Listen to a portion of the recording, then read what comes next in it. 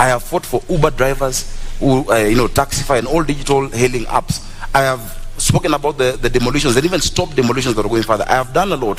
In fact, if you give me maybe an hour or so to just list the things I have done in the Senate, and I hope the next Senate of Nairobi will be able to fill in those big shoes, that response, because it is work that we've done.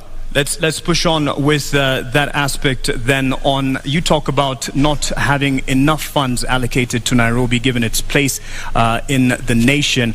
However, there is the issue of not being able to actually get the potential revenue that it can get owing to the cartels in the city, which have been a thorn in the flesh of the administration, but it can be argued also fostered by the leadership. What will you do to get rid or deal with the cartels?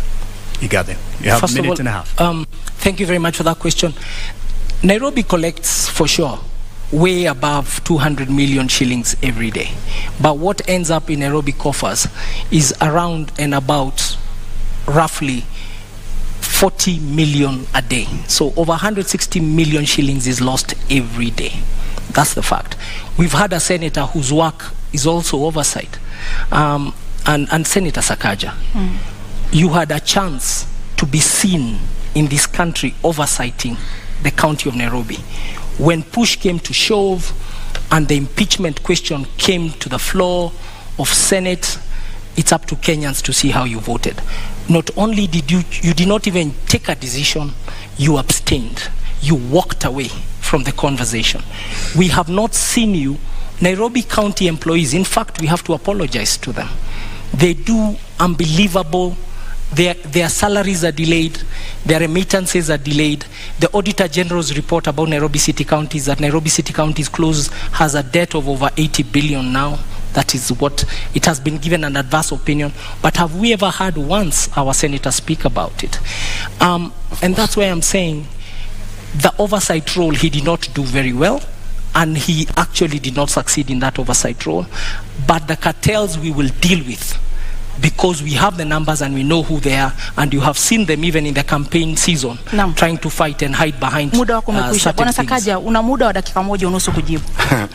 I'm actually quite tickled that Polycarp Igathe can talk about push coming to shove and me not making a decision.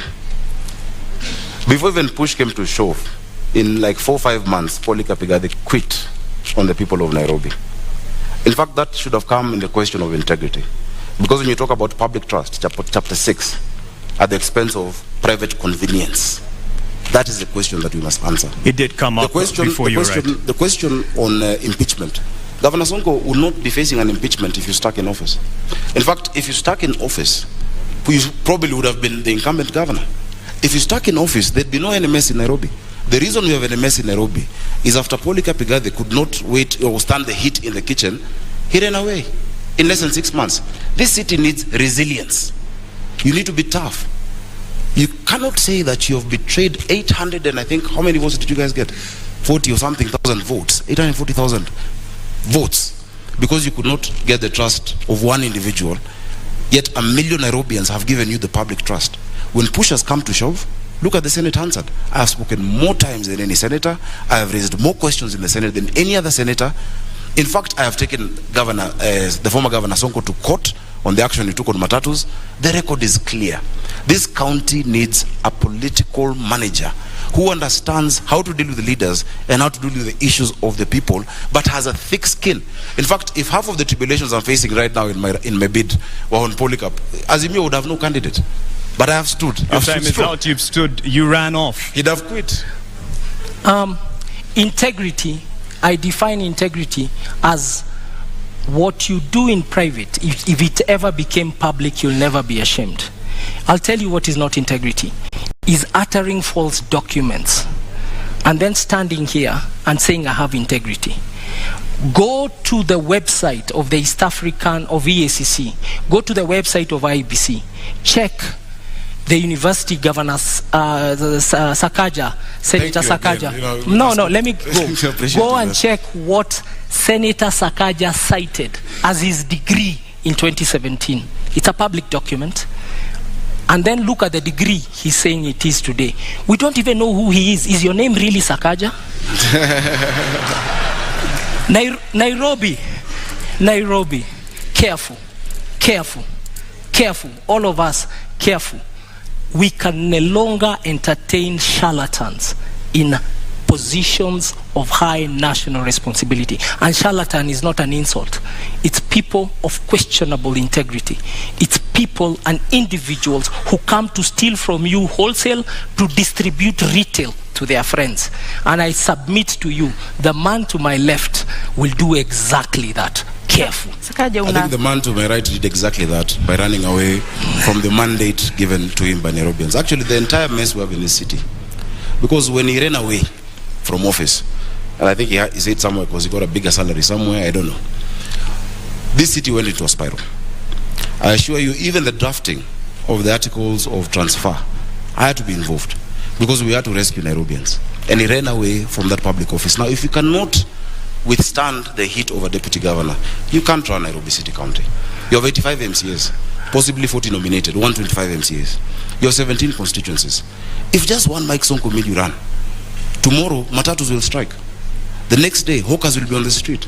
The next day, and you're trying to run this county by being popular, it will not work. Again, as I've said, it is really unfortunate that the only card they had was to try and stop me from being on the ballot. I want to tell you to wake up, smell the coffee. On the 9th of August, I'll be on the ballot for governor of Nairobi City County. And on the 25th, we shall be sworn in. Because Nairobians can see through the game. And the documents he's talking about, for instance, in fact, they're part, and I don't want to wade into subject this, but they're forged documents. They actually forged documents in court by them. They have tried to... Lakini huwezi kuthibitisha hilo, sio? Of course I can, because even the signature there is not my signature. Lakini sisi kwa sababu hatuna hizo stakabadhi hata kuruhusu kutumia. Tuachie hapo, lakini wacha nijieleze, naona dakika zinaenda.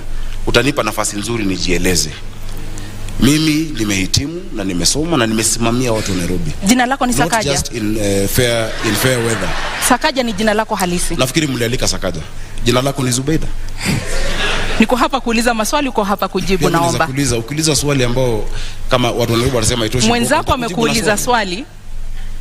Kwa sababu uko hapa kujibu, ndio sababu tunakupa nafasi kujibu. Jina lako ni Sakaja. Out to the issues Nairobians are facing instead of trivializing this debate as to what my name is, honestly. My name is Arthur Johnson Sakaja.